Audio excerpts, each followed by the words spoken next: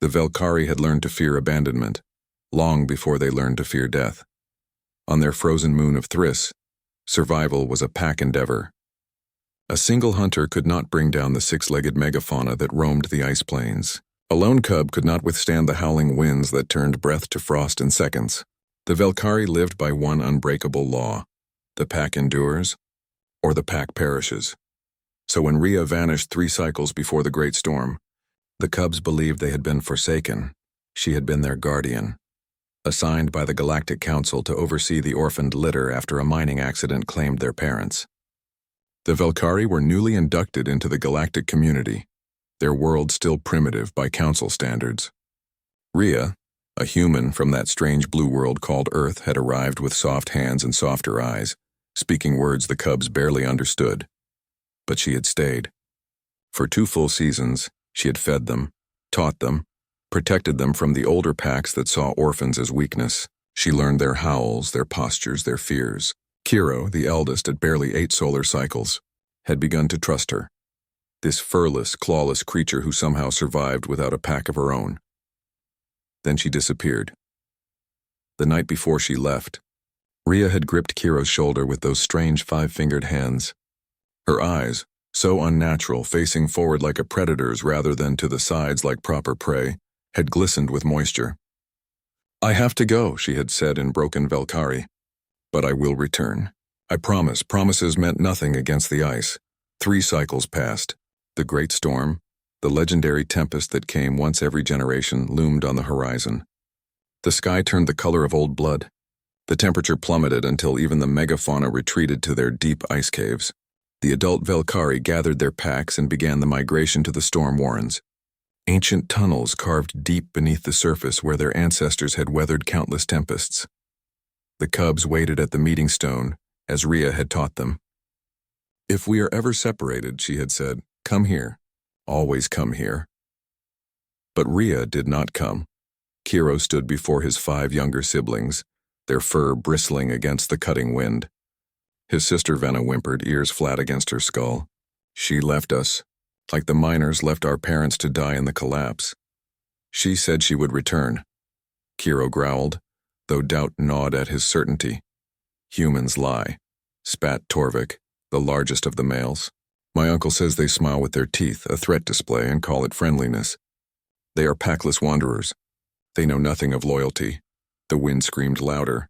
Ice crystals began to form on their whiskers. In the distance, the last of the Velkhari packs disappeared into the warren entrances, sealing the doors behind them. Once the storms hit, those doors would not open again until the tempest passed, typically 6 or 7 days. Anyone caught outside would freeze solid within hours. "We must go to the warrens," Venna pleaded. "The storm comes." Kiro's ears swiveled, torn. Every instinct screamed at him to run, to seek shelter, to survive. But Rhea had made a promise. And despite everything, despite her alien strangeness, despite her absence, something deep in his bones still believed her. Wait 1 more hour, he decided. It was the longest hour of their young lives, the storm's outer edge. Reached them when that hour expired. The wind became a physical force, threatening to bowl over even Torvik. The sky turned black. Lightning, rare and terrible on Thriss, split the darkness with purple fury. "We must go now." Torvik lunged toward the nearest warren entrance, and the other cubs followed, their nerve finally breaking, all except Kiro.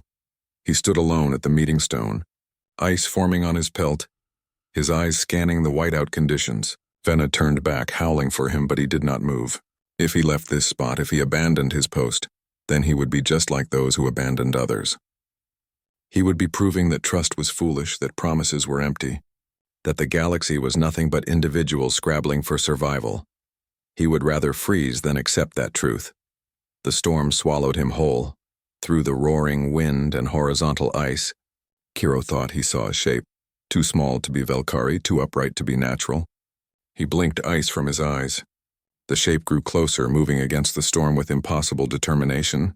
Then he heard it, a human voice nearly torn away by the wind. "Kiro!" Rhea emerged from the white chaos like a spirit from legend. But she was transformed. Gone were her thin council-issued garments. She wore a suit of some kind, thick, insulated, covered in reflective panels that deflected the ice.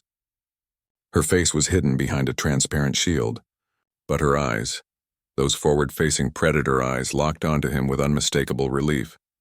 She dropped to her knees before him, and even through her suit he could see her trembling. Not from cold, her suit prevented that, but from something else. Fear, desperation, the terror of arriving too late. "I'm here," she shouted over the storm. "I promised. I'm here." Behind her, the whiteout parted briefly, and Kiro saw it. A vehicle of some kind, larger than any he'd seen, with massive treads designed for ice and a cargo bay that glowed with warm orange light. And standing at its entrance, the other 5 cubs, Venna, Torvik, and the others, stared out in shock. Rhea had found them. All of them. Somehow in the storm's chaos, she had tracked each cub and gathered them. "I had to go off-world," Rhea explained rapidly, her words tumbling out in much improved Velkari, "to get this vehicle. To get supplies. The council said cubs don't need special equipment for the storm, that you'd go to the Warrens with other families. But I know what happens to orphans in the Warrens. I know how the older packs treat those without parents." Kiro's mind reeled. She had left. To protect them? To acquire tools that her own species had created for survival? "Humans don't have packs," Rhea continued, pulling him toward the vehicle. "But we have something else. We have stubborn, stupid determination. We have the inability to let go of those we've chosen to protect. Your people survive through tradition and community. My people survive through adaptation and sheer, bloody-minded refusal to quit." She lifted him, easily with that strange human strength, and carried him to the vehicle. Inside, warmth enveloped him. The other cubs crowded around, yipping with relief and confusion. The cargo bay was filled with supplies, food, medical equipment, heating units, and what appeared to be enough resources to sustain them for weeks. Rhea sealed the door and pulled off her helmet.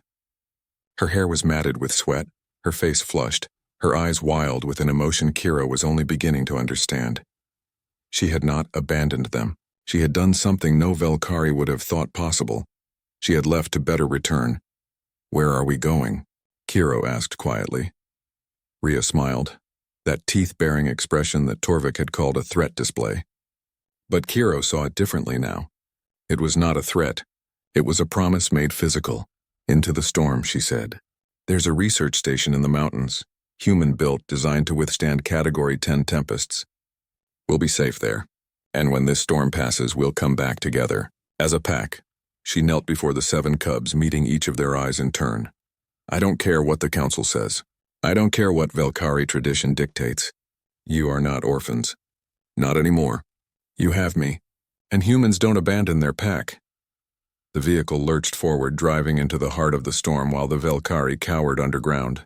Inside, 7 cubs huddled around a human who had crossed the stars, defied bureaucracy, and walked into a legendary tempest, all to keep a promise to children who were not even her species. Cairo pressed against her leg and began to purr, a sound of contentment and trust. Perhaps humans were packless wanderers, but that meant they could choose their pack. And Rhea had chosen. The galaxy would learn in time.